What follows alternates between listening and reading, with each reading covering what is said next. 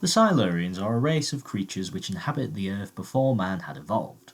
They had advanced technology, but had to entomb themselves underground as they predicted an asteroid strike would make the Earth uninhabitable for thousands of years. Now that humans have established themselves in almost every corner of the globe, the Silurians are waking up and want their planet back. That's the basic idea of the Silurians, as came up with by Malcolm Hulke, as a solution to the problem he saw with only doing Earthbound stories. This problem being that the only possible stories to do were alien invasions and mad scientist experiments. Of course, he was proved wrong by the Pertwee era's rich variety of stories, but it certainly ended up being far less Earthbound than the original pitch after Series 7. However, what we got from Hulke's solution was an extremely captivating story due to the difficult conundrum the humans and Silurians are placed in. Is the Silurian claim of being here first legitimate? Or is this the humans' planet now? Can they share the planet? Even if there is room for the Silurians to live on the planet alongside man, is such an arrangement realistic to achieve given how different the two species are? Misunderstanding and suspicion were the order of the day in the original episode, with both trying to kill the other. The humans of course succeeded after the Brigadier destroyed their hibernation chambers. With such a thoughtful and interesting idea, done as well as it was in Doctor Who and the Silurians, there was always going to be demand for a sequel. The problem is, where do you develop the idea further? Despite the ongoing popularity of the Silurians among fans, this seems to have been a great difficulty for the writers. The first attempt at a sequel was by Hulke himself, who wrote the Sea Devils, who are the maritime cousins of the Silurians. It definitely didn't take the idea any further, however, and the episode plays out exactly the same as the Silurians, but with the Master. The only real difference in the substance of the story is that the characters, both human and non-human, aren't as good, which makes the dilemma the story hinges on not as interesting. So with our first Silurian sequel, we had a pale imitation of the original in every sense. The Silurians themselves did return alongside the Sea Devils in 1984's Warriors of the Deep. This is a story famous for being horrendously bad, with one of the worst productions in Doctor Who history, but for the purposes of today we need to look past that and see what it does for the Silurian idea itself, and if it develops the dilemma at all. Sadly, it does not. It's still yet another story about the Doctor trying to make peace with the Silurians and failing. The only major difference is that the Silurians are more aggressive, resulting in the Doctor having to kill them all himself. I suppose it's at least something new, but I'd still rather watch the Sea Devils than this one. I haven't experienced all of the Wilderness Years content that contains Silurians, but from what I have, Blood Tide was the most interesting one to me. Although I'd argue this is more of a sideways step in terms of the development of the Silurian dilemma idea, it's a bloody entertaining one. In Blood Tide, we get to know a little bit more about the Silurians, in a pseudo-historical story which takes place on the Galapagos Islands, where Charles Darwin was forming his ideas about evolution. There are a couple of interesting additions to Silurian lore. Firstly, we get to know a bit more about the Silurians and their culture, as there's some more well-rounded characters here.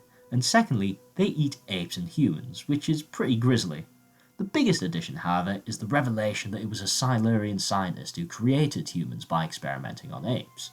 I'm not sure I was really a fan of this, considering there is about 50 billion different explanations in Doctor Who about how life/the human race started on Earth, and it's got a bit cliché at this point.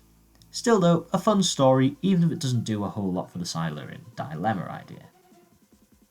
To recap, so far the Silurians, we've got the great original story, a rehash, a really shit rehash, and then a decent audio story that doesn't really develop the Silurian dilemma, which made the original story so interesting in the first place. When it was time for New Who to bring back the Silurians, you'd think they'd finally do something different with them. Instead, we get yet another rehash of Doctor Who and the Silurians. Does nobody have any imagination at the BBC when it comes to them? The worst part is the Silurians are made so human-like, both in appearance and in actions, and it diminishes the whole point about cooperation being so difficult between humans and Silurians because of how different they both are. After the Hungry Earth/Cold Blood, we don't get another Silurian story, but during the Moffat era we do get a slew of appearances by Madame Vastra, a Silurian who he makes a character out of. She hangs out in Victorian London with her wife Jenny and a Sontaran called Strax. Yes, this does sound like really bad fanfiction when you say it out loud. Together, the group are painfully unfunny and annoying in my opinion, but let's focus on what it does to the Silurians. Her very human demeanour falls right into the trap I just explained about diminishing the whole Silurian dilemma. In fact, Vastra is written almost identically as so many other female characters penned by Moffat.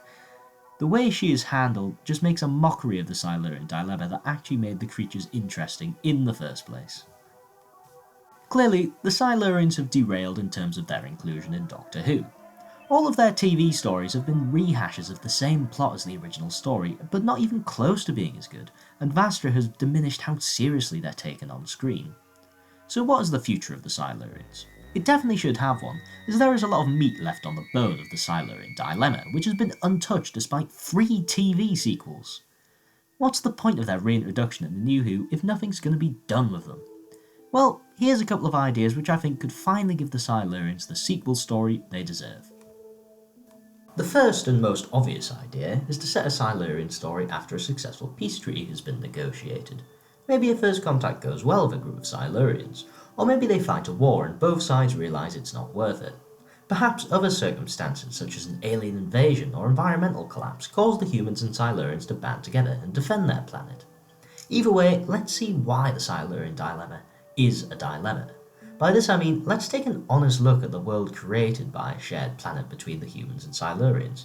Let's explore it and its problems to show that the narrative isn't slavish towards this idea of the humans and Silurians coming together being a good thing.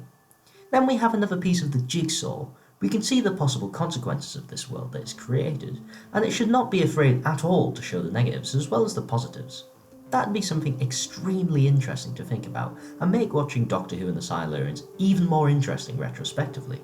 Maybe the viewers will feel sympathy with the Brigadier's actions, maybe not. Perhaps a good idea is to see the Silurians treated as an underclass by the humans, lending even more sympathy to the Silurian cause. The potential discourse such an episode could create has the potential to be thought-provoking. Another idea is also for the Doctor to end up on a Silurian-controlled Earth before they hibernated. I believe this has been done in the books of the expanded universe, but I think it's definitely a story idea worthy of a TV iteration. This can develop the Silurian dilemma by giving us a much greater insight into the Silurians. We've only scratched the surface in terms of who they are and what their culture is so far. More insight into who they are as a people not only allows us to have more sympathy with them, but can also give us a greater idea of if they and the humans could possibly get along. Personally, one element I'd love to see in this episode is explore the relationship between the apes and the Silurians in this time period. Perhaps they were more than just a nuisance, the apes. Perhaps they were kept as pets. The Silurians definitely had a pre-existing dynamic with the apes. It could be interesting to explore how this played out. These are just a couple of fairly simple ideas of where a future Silurian story could be taken, while actually adding something to the Silurian dilemma which made them so interesting in the first place. I find it remarkable that I needed to make this video, as these developments from the original idea aren't that hard to think of, and yet we've had rehash after rehash in terms of sequels on TV. Doctor Who and the Silurians is one of the best ever Doctor Who stories, and the questions it posed with its dilemma are worthy of a true sequel, and I hope it happens one day.